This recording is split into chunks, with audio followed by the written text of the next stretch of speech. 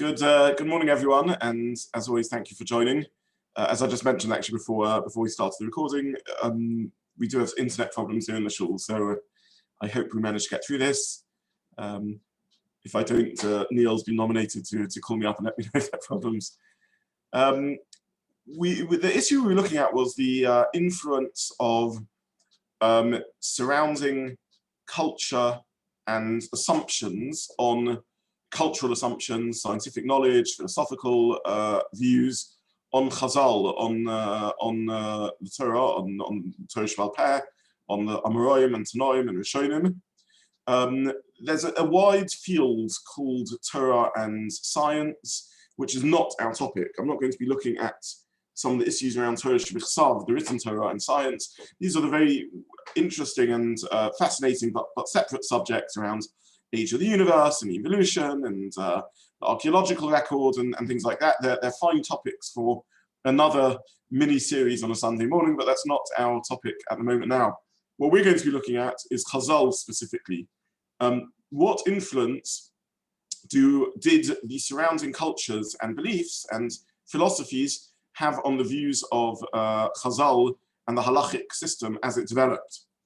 Now, this is a very delicate and also very important subject.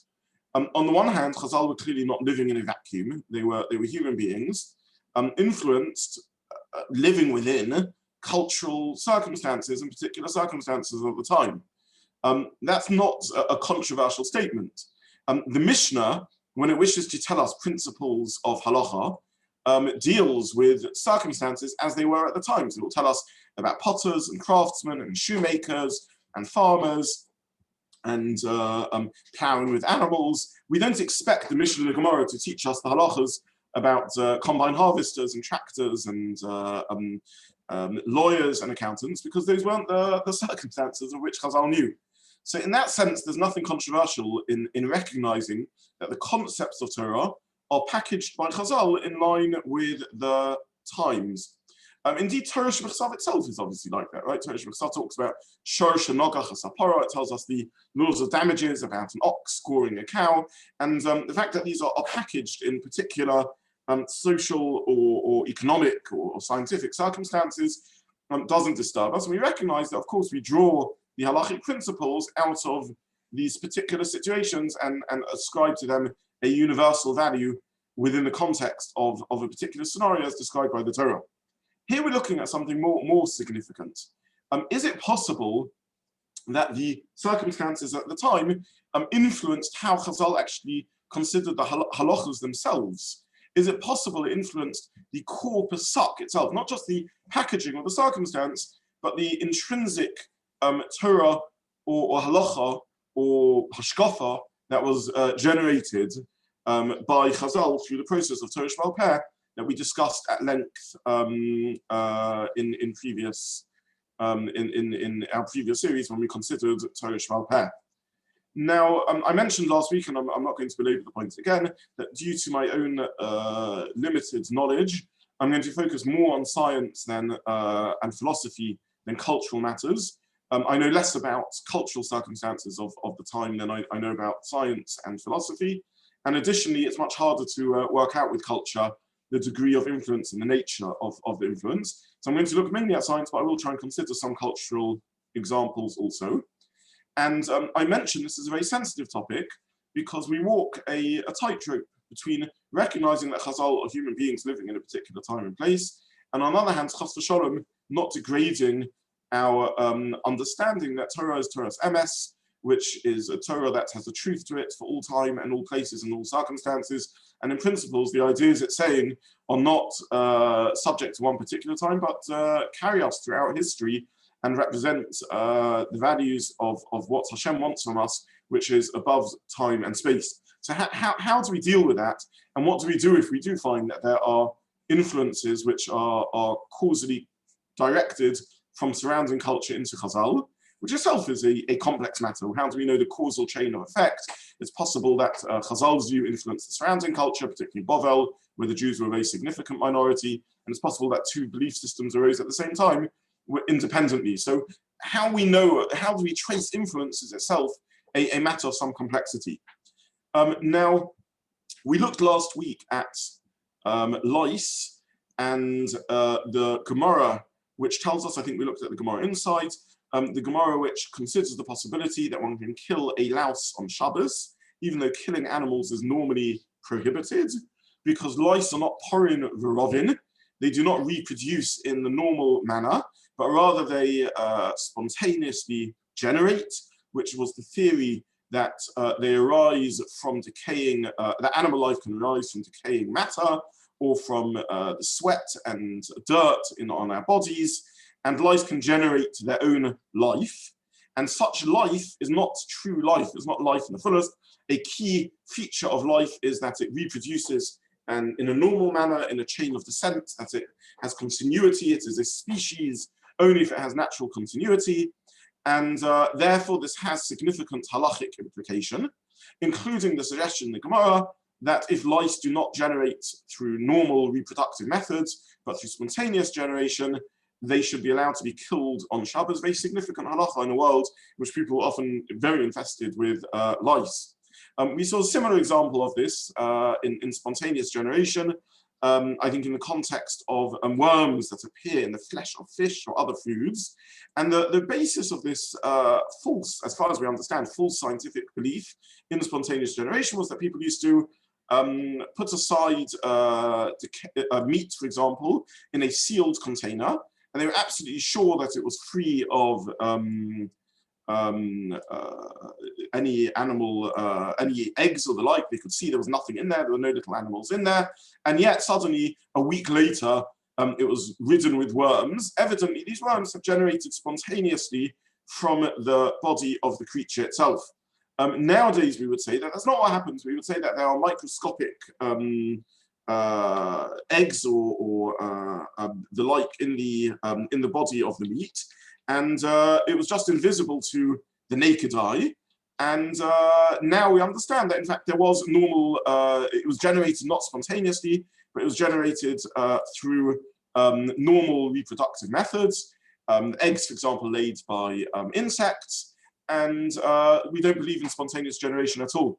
That the person who disproved this was Louis Pasteur in 1859, who avoided, basically took a flask in which he was able to avoid any free flow of air, and could demonstrate that nothing spontaneously generated in the right conditions. And we don't consider this to be a serious scientific possibility anymore. So what do we do with all of this? How do we resolve the clash between current scientific thinking and scientific thinking at the time? And by the way, we know that at the time this was scientific consensus. Great philosophers, both the pre-Socratics in the 5th century before the Common Era, Aristotle, in his own work, considered spontaneous generation to be very reasonable and a biological fact. Chazal were not out of line with the best scientific thought at the time, but it's something that we don't consider reasonable nowadays. So I mentioned last week that mathematically there's a number of answers you can give. One can say that science is correct and Chazal got it wrong. One can say that Chazal are correct and science got it wrong. These are two possibilities. Or one can say that there's some sort of position in the middle in which both the science and Chazal are correct, and it's referring to changed circumstances or different scenarios and the like. And finally, one can say that Chazal meant something conceptual rather than something scientific. For example, maybe they meant that since the generation of the life is through a process which is invisible to the naked eye, in halachic terms, this is considered spontaneous generation. For example, insect life, which is invisible to the naked eye, does not have halachic significance. We can drink water even though there's microbes in the water. Invisible to the naked eye is considered halachically insignificant. So maybe this is what Chazal meant, that since the lice, there's no visible to the naked eye reproductive methods in which there's continuity between generation and generation of lice. Therefore, from a halachic point of view, they spontaneously generate because they appear from nowhere, since they appear from, there's no visible link between them and their parents. So there's a number of methods one can take, and I really just wanted to go through some of these methods and share the range of Jewish thoughts, of traditional thoughts in the matter, and also consider when answers are reasonable, which answers are reasonable or not. So there are some contemporary poskim, senior poskim, including in our generation, in the recent generations, figures like Reb Shlomo Zalman Auerbach and Rav Elyashiv, who seem to paskin that one should not kill lice nowadays. Even though the Gemara and Shulchan Aruch explicitly say one can kill lice, one shouldn't do so. Why should one not do so? So it could be because we would assume that nowadays we understand that lice do reproduce normally and not through spontaneous generation, or an understanding that perhaps Chazal were talking about a particular type of lice in a particular area. You can't take and extrapolate from lice in Bovel in the year 350 to lice in the UK or America or Israel in the 21st century. Chazal were obviously talking about some form of lice, which perhaps did spontaneously generate. These aren't the lice that we have nowadays. Now, there are a couple of problems with this. The first is the reason we don't believe in spontaneous generation nowadays isn't just because we happen not to have seen any species that spontaneously generate, but rather because we don't understand what that would mean scientifically. How can complexity, lice are exceptionally complex, arise from dust or dirt? So we're not just, it doesn't just happen to be that we don't believe in spontaneous generation, but we don't understand the concept of it at all. And therefore we'd be skeptical about the idea that there was a different species of louse which used to spontaneously generate. It's very interesting because I often get asked about this. Many Torah authorities take a very skeptical view around evolution. On the other hand, many similarly minded Torah authorities are open to the context of spontaneous generation. Now, evolution seems to be a theory in which life can arise from non-life matter, as is spontaneous generation. So why the difference in viewpoint? Similarly, the other way around, why should those who do believe in evolution doubt the possibility of spontaneous generation, which surely is a very similar analogous theory, which is the life arising from non-life matter. I'm not going to go into detail in the science nowadays, other than to say that the current scientific skepticism around the concept of spontaneous generation is because it's an event that's occurring frequently and regularly and instantly. I have 3 days of leaving some meat, the meat rots, and hey presto, out appears very sophisticated life forms like the lice and worms. Evolution is a completely different theory in which there's a process over many tens or hundreds of thousands or of years, in which life, or millions of years, in which life arises through stage by stage from simplicity through to complexity, through a process of chance and selective pressure and so on. Is not analogous to spontaneous generation at all. So the idea that in Bovel, in the year 350, there was a species of louse which did spontaneously generate, it's impossible to disprove it scientifically. You can't prove the non-existence of something. However, we can say that science would be very skeptical about it and would consider it very vanishingly unlikely that this was the case. Moreover, we have a suspicion as to why such a theory would have developed, because we know that such theories were prevalent all the way through to the 1700s and 1800s until Pasteur's work became better known. So we know why people would think such things, because if you put a piece of meat aside in a container, you see that a few days later life suddenly appears. So we know what would have given rise to this theory, and we therefore think we have a different explanation. A second commonly advanced answer to these issues is that of nishtana hateva. Nature has changed. Meaning, once upon a time, maybe this was the way the situation was, and now nishtana hateva, nature has changed, and this doesn't take place anymore. Now, the theory of nishtana hateva is used in many areas of halacha, and basically it says there's been a significant change in nature or phenomena, physical phenomena, and Chazal were describing the situation as it was in their time, and clearly this has changed nowadays, and this should result in a practical change in halacha. Now, in and of itself, the concept of nishtana hateva is a reasonable one that can be applied in certain circumstances. And I want to give you a few examples of this, and where Nishtana HaTeva has been applied, and consider the pros and cons in different cases. So one classic example of Nishtana HaTeva is a Gemara and a Tosfos. The Gemara is discussing someone who purchases a cow, and the cow then gives birth, and we need to know whether the calf that the cow has given birth to is a bechor, is a firstborn, with the halachas that are associated with the firstborn, which it has a kedusha, sanctity, and needs to be offered up as a sacrifice and donated to the Kohen.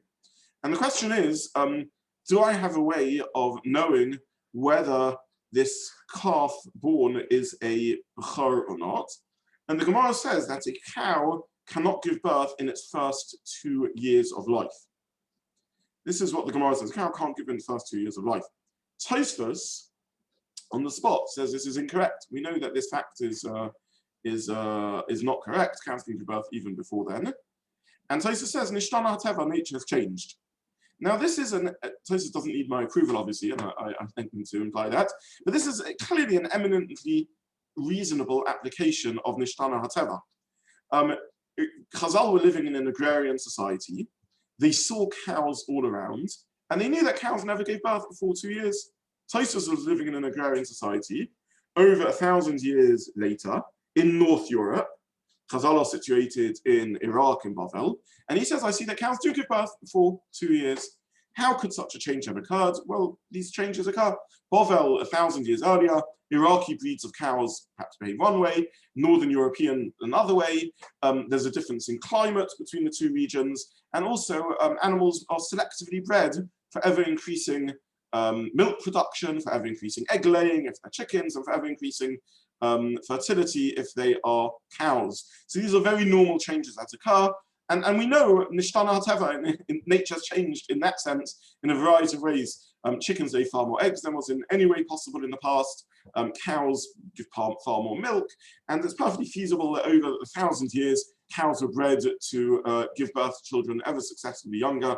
And this is a very classic example of Nishtana HaTeva that is eminently reasonable and will not be a controversial application of the halacha. There are other examples in Nishtana HaTeva which also are fascinating and interesting to think about. There is a halacha that I'll just try and give a couple of examples. I give a list of a large number, but I'll just try and give a couple of examples just to give you a feel for this.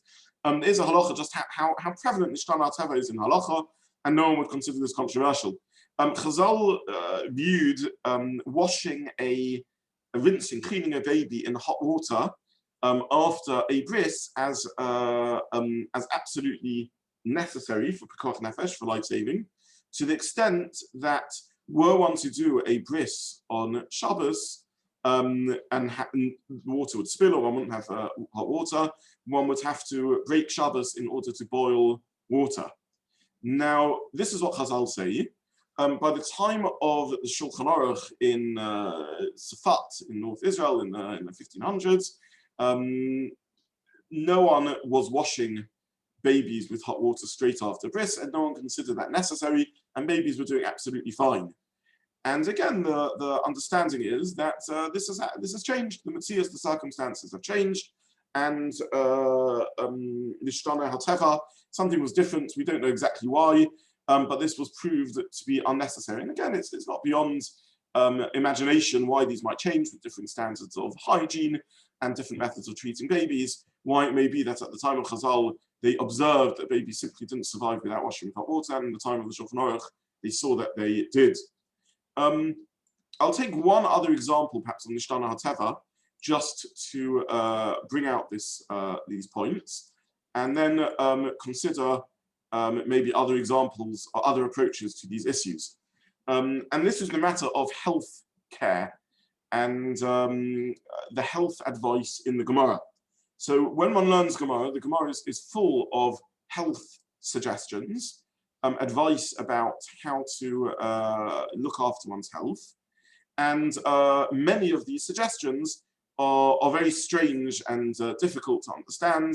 But the Gemara gives a series of health advice. Now, the consensus amongst all the poskim is that we do not take these health advice in the Chazal, the medical advice in Chazal, seriously. We do not listen to the advice that is given. Now, why don't we listen to the advice, the medical advice that's given in Chazal? Surely if they gave medical advice, one should follow it.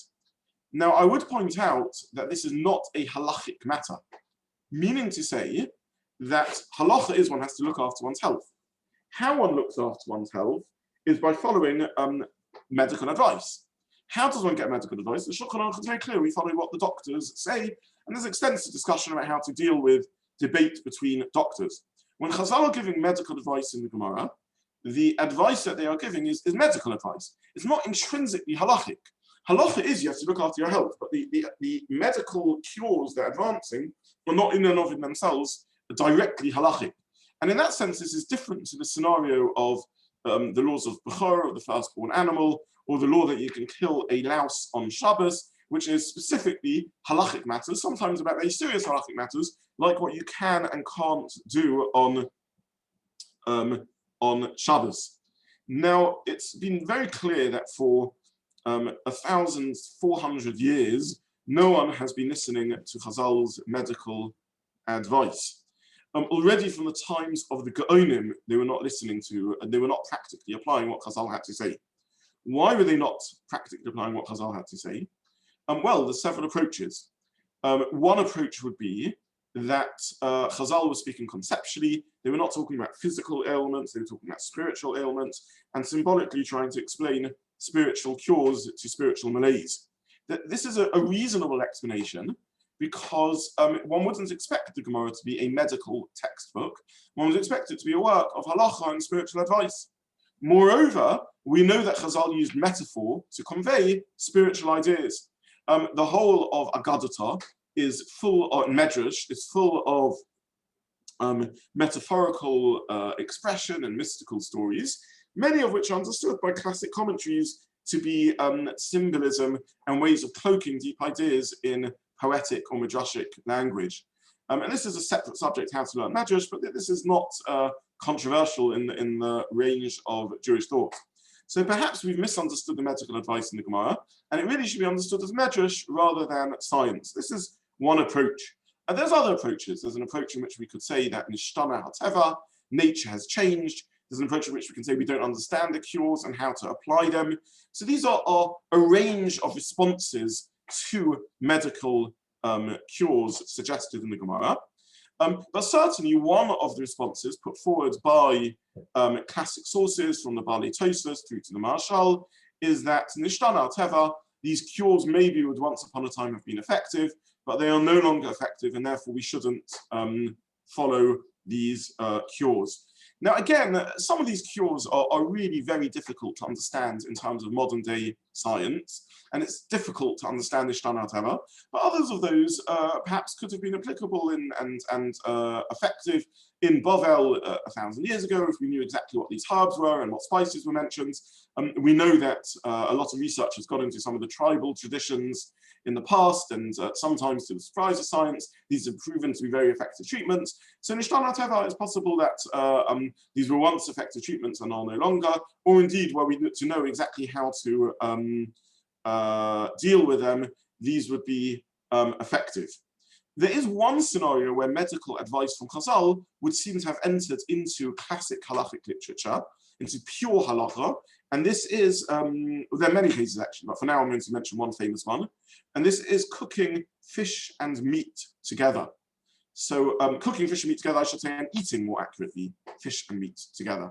So we avoid eating fish and meat together. Why do we avoid eating fish and meat together? The answer is because Chazal said this is dangerous. And this has become a halacha. This is not in the least analogous to eating milk and meat together, or cooking milk and meat together. Eating and cooking milk and meat together is the pasuk, is a pure halachic prohibition. Eating fish and meat together is not something that's found in the Torah Shebiksav at all. Chazal don't claim this is a piece of Torah Shebal Peh. They simply don't say don't do so because this is dangerous. Now, again, no one is aware of any particular danger in eating fish and meat together. It's very difficult to determine what exactly Chazal meant by this and what would be dangerous by so doing. It's possible, and some places can suggest this, they were referring to one particular species of fish that was there in Bovan at the time. We're not aware of any such species of fish. It's difficult to understand. The Rambam doesn't bring this halacha, and the Chasam Sofer suggests this is because the Rambam thought that Nishtana Teva, this is no longer something dangerous, or perhaps more than that, the Rambam thought that this was scientifically inaccurate. Why do we still keep this halacha nowadays? The Chasam Sofer says this has the status of a takana of Chazal, of a piece of rabbinic legislation. Most of the time with medical advice, they didn't create rabbinic legislation for reasons which aren't clear. In this particular case, they specifically forbade it. And therefore, this now has the status of rabbinic legislation, or perhaps the status of a minhag, and therefore we continue not to do so. However, we don't consider this to be sakana anymore. And this has halachic ramifications, because normally there is a halachic principle that chamira sakanta meyasura, that we treat sakana, danger, more severely than prohibitions, than issa, and you can't apply the mechanisms of issa v'heta, of kosher and non-kosher, to sakana. So for example, when it comes to kashrus, we'll follow the rules of bittul, of nullification. If something is insignificant, let's say a ratio of 1 to 60 or below, then we will not consider it halachically prohibited. When it comes to sakana, we'll take it more seriously because this is danger. You can't just use a halachic principle to decide that poison, which is diluted 1 in 60, isn't dangerous. I have no idea of the efficiency of various poisons. If we had a poison which was effective at 1 in 100, no one would say, well, no, it's bottled b'shishim. It's nullified 1 in 60, and therefore it should be okay. Chamira sakanta meisura. And as a result, there is a suggestion in the poskim that when it comes to fish and meat, one shouldn't apply the normal laws of bittul. And the Chasam Sofer is arguing, and this is accepted, that no, nowadays we can treat fish and meat as a normal issa and not worry about the danger effects of it, because it has ceased to be a sakana, ceased to be viewed as something dangerous, and should now be viewed as something, a matter of issa v'heta. So this is an example of this. I think I mentioned before in this forum, when I was away once on a seed Shabbaton. Did I tell you about the story of the seed Shabbaton? Yeah, David is nodding his head, so I won't repeat the story, but this was a very applicable halacha that occurred, in which it turns out that all the food on the Shabbaton had been contaminated with fish due to an accident, and part of the basis of the psak was based on this. So this is an example where medical advice is given, medical opinion seems to inform Chazal's psak, and we still keep the halacha in this particular case because of an assumption that in this case it was formulated as a halacha, as a takana, as a specific piece of legislation, even though the reason behind it would seemingly not apply. There are other cases where the reason behind the halacha seems not to apply, and in general, people don't keep the halacha as a result. There is a halacha that water which is left for a time open, this is referred to as mayim megula, open water which is left uncovered, shouldn't be eaten. And the reason it shouldn't be eaten is because of, shouldn't be drunk. And the reason it shouldn't be drunk is because of the fear that a snake has sipped from this liquid and put its poison into it. Now, nowadays, we're in general not concerned about this for several reasons. The first is that in our climes in Northern Europe and England, there aren't really any particular poisonous snakes around, and therefore an unattended, open, because I'll talk about not just wine, we're going to be wine that's left unattended, in case the snake drips its poison into it. We're not concerned about this because snakes aren't very prevalent nowadays. In addition, though, there are scientific questions around this. First of all, snakes don't drink with their mouths open. Secondly, their poison is safe to ingest. It doesn't. It's only poisonous when it enters the bloodstream. If it goes into the stomach, it's perfectly safe because the stomach knows how to neutralize it. There doesn't seem to be a danger from snakes drinking from uncovered liquids. So how do we deal with this? So the truth is, in general, people are not concerned about this. This is not an offer that people are concerned about, because in this particular case, it seems the consensus is that this was not a takana, a specific piece of legislation that Chazal created, but rather a piece of advice based upon their understanding of the situation. And since we're not concerned about this, certainly not in Northern Europe, we don't have to worry about this. The Vilna Gaon was of the view that we should still avoid drinking such uncovered liquids. Why? Because he said maybe Chazal had other reasons, or even definitely Chazal had other reasons, reasons of their own, which they didn't share with us. It's true that the ostensible reason they shared with us doesn't apply, but nonetheless they had other motives which would apply, and therefore we need to be careful about. But in general, the mainstream halachic pasuk is not to be machmir, to be stringent like the Vilna Gaon, though many people are. And therefore, for those who follow the mainstream pasuk and are not worried about drinking uncovered wine or the like, they would appear to be relying on the view that either in Northern Europe this isn't a concern, nishtana hateva, or perhaps it's not a concern anywhere, because the snakes we see do not ingest venom, we do not risk ingesting venom in such a situation. I want now to use the 10 minutes that are left available to us to look at a third type of sugya, one in which it's very difficult to suggest that nishtana hateva, that nature has changed, and in which we will be forced to consider other possibilities, including the possibility that Chazal were relying on science at the time and based what they said on the best scientific insight at the time, and it is legitimate to consider the possibility that this was based on the thought at the time and is not accurate in our current understanding. So to have a look at this Gemara, I'm going to share a screen share with you of a very, very important Gemara in Pesachim Daf Tzadi Daled Amud Beis, which is really a very important source in this whole discussion. So let me try and get this to you.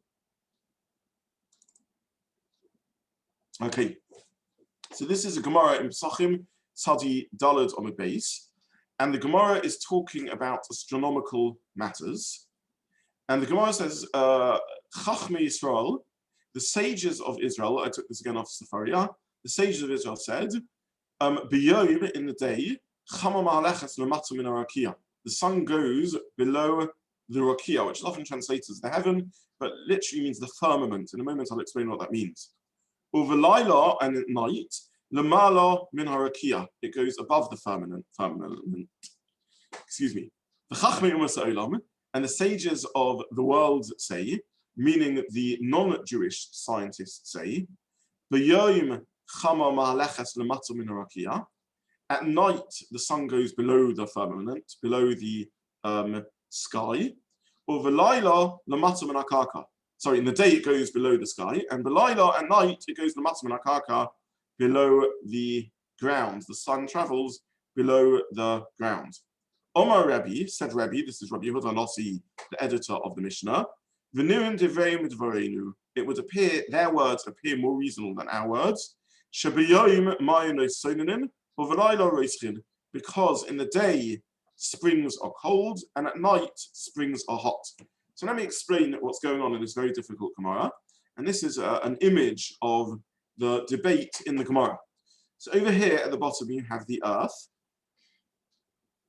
And the question is, why do we see the sun in the day, and where does the sun go to at night?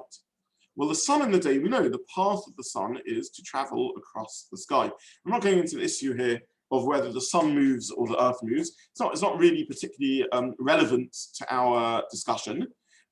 Whether the sun moves or the earth moves from a sort of a relativity point of view for now is irrelevant, but the sun is visible in the daytime because it travels across the sky as per this diagram here.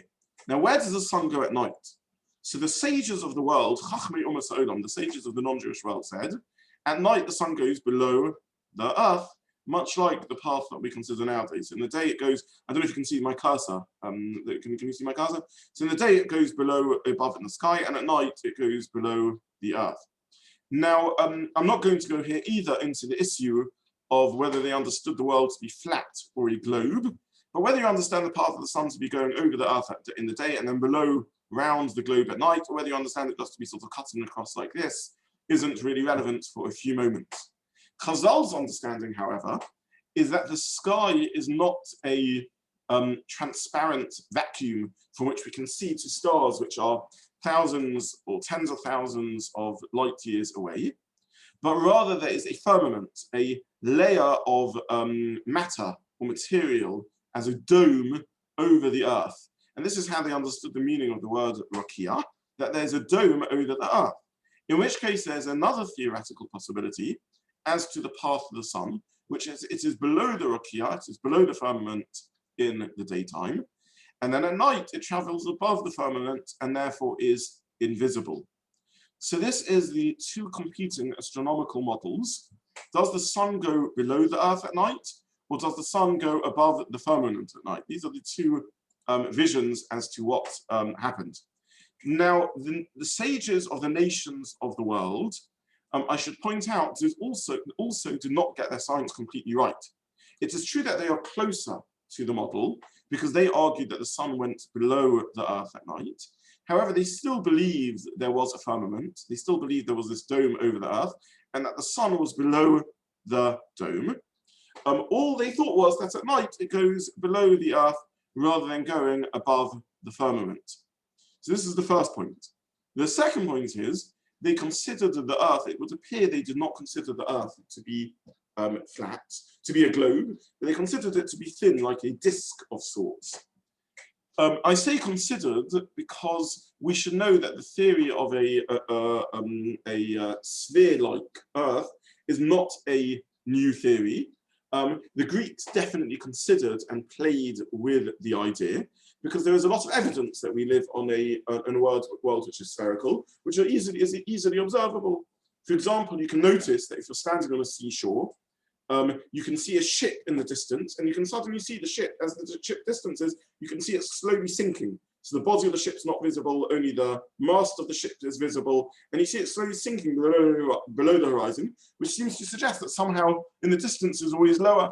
You then climb up to the cliff top on the cliffs of Dover, and you suddenly realize you can see the whole of the ship again. So the ship hasn't disappeared, it's clearly there, and it seems to be sinking, and then you watch it sink again. So the Greeks were aware of this phenomenon. There were Greeks who realized that we didn't live on a flat earth.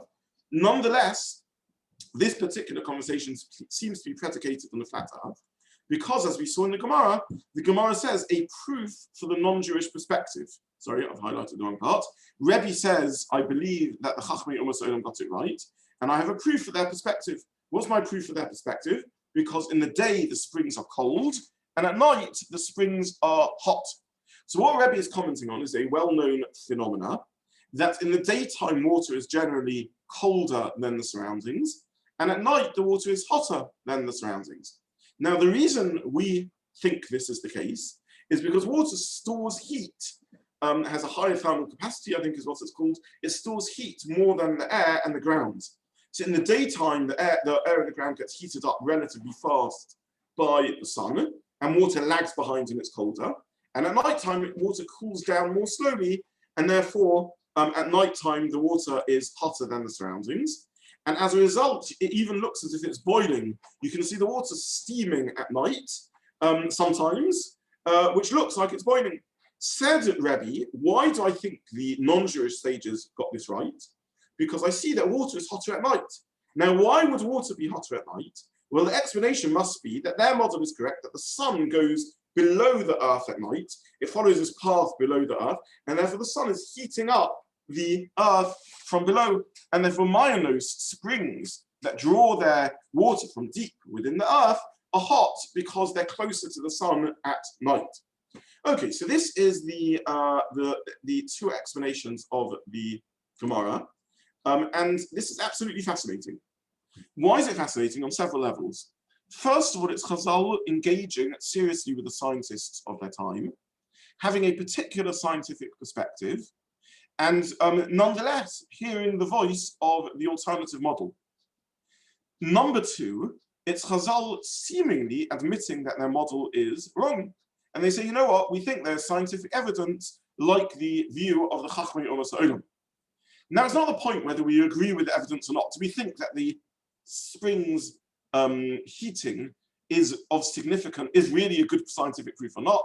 A fascinating question, but again, not really the point. The point is that they are open to considering not that nature has changed, not that they have some secret access to science, but acknowledging that the way Chazal should understand science should be based on hearing what the Chachmei Umas Ha'olam have to say.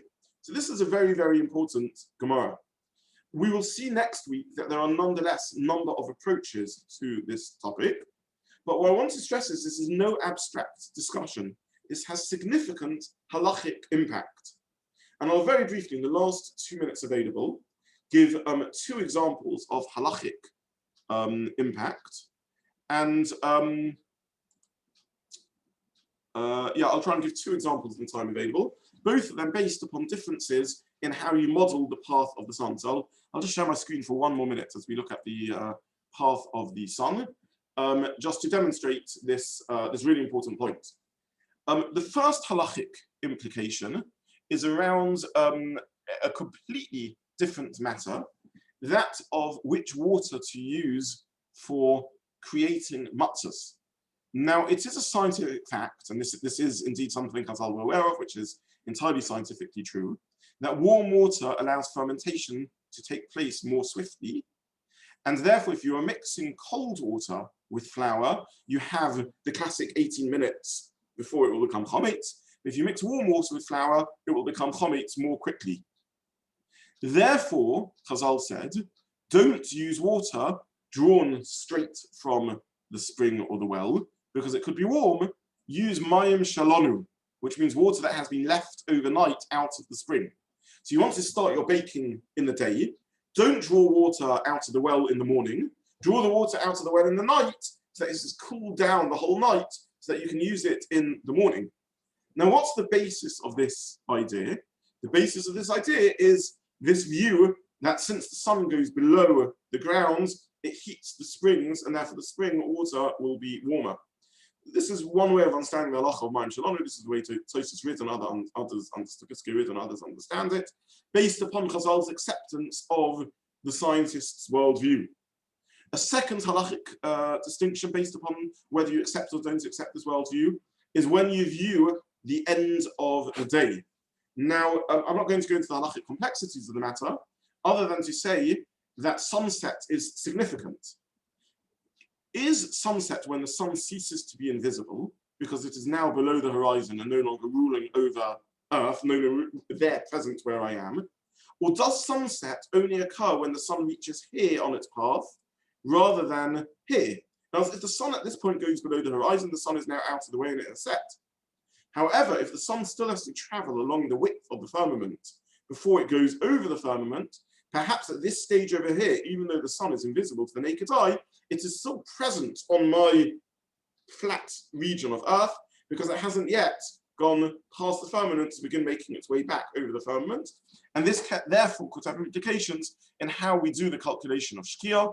And this indeed is one reading of the famous view of Rabbeinu Tam, that there is a second invisible sunset that takes place somewhat later than the first apparent visible sunset, of massive halachic importance in terms of determining the times of the day.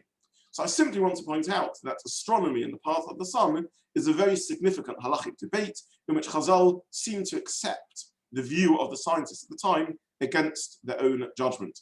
So we're going to stop here for this week, and please God, next week continue with this discussion to try and see what we make of all this information. I wish you all a good day. Thank you so much. Thank you so much.